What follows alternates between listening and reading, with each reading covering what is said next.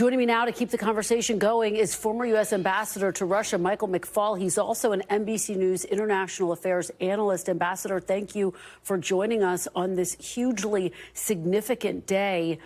What are your takeaways? What are the implications from your perspective of what we just witnessed?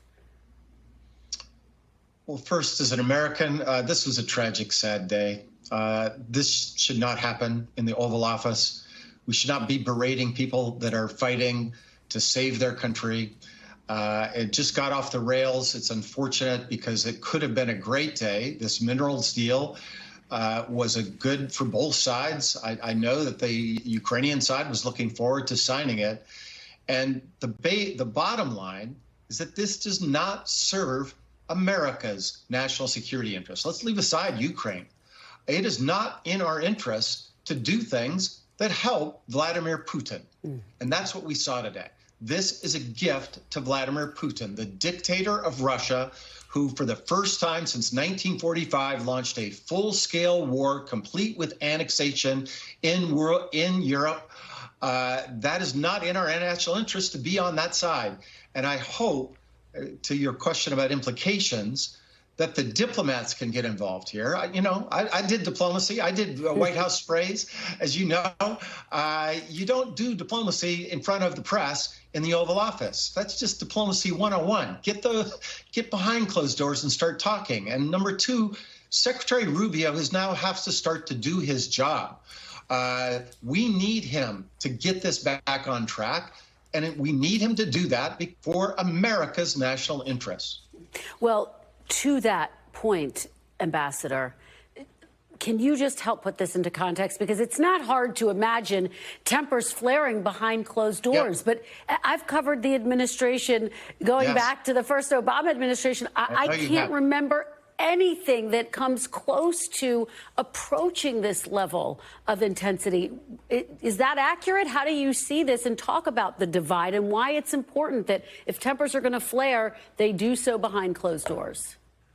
Well, you're exactly right. To the best of my knowledge, too, I've never seen anything like this.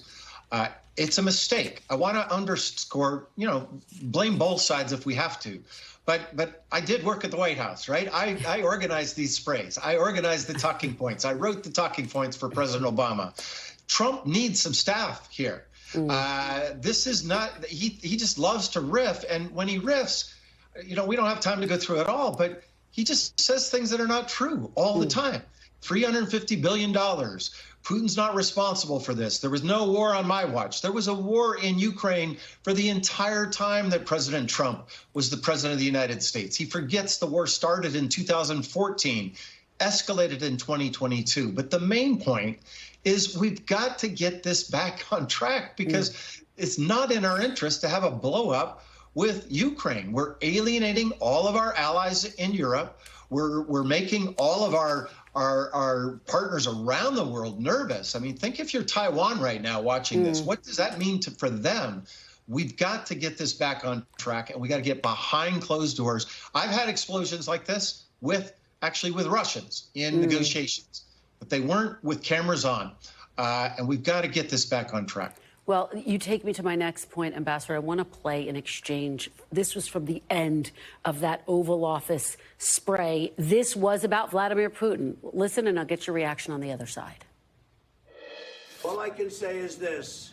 He might have broken deals with Obama and Bush, and he might have broken them with Biden. He did, maybe. Maybe he didn't. I don't know what happened. But he didn't break them with me. He wants to make a deal. I don't know if you can make a deal. The problem is, I've empowered you to be a tough guy. And I don't think you'd be a tough guy without the United States. And your people are very brave. But you're either going to make a deal or we're out. And if we're out, you'll fight it out.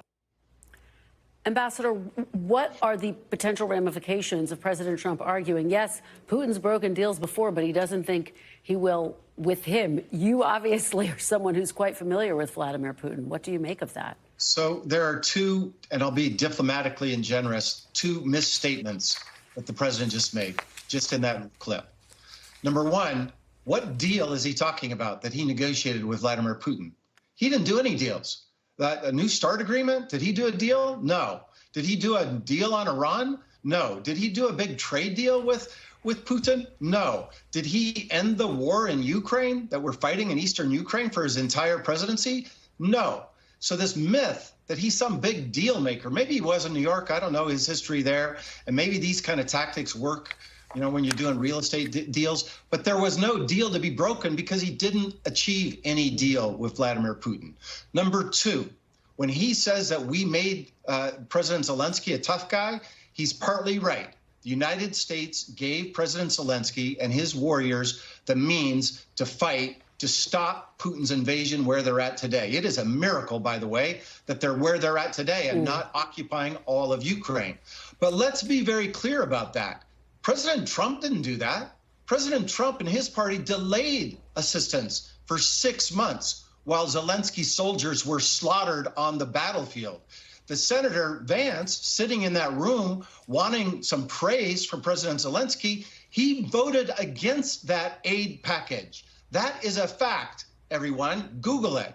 And right now, they're not proposing new cards for President Zelenskyy to play. They're not proposing a new package that would help to create the permissive conditions for a negotiation.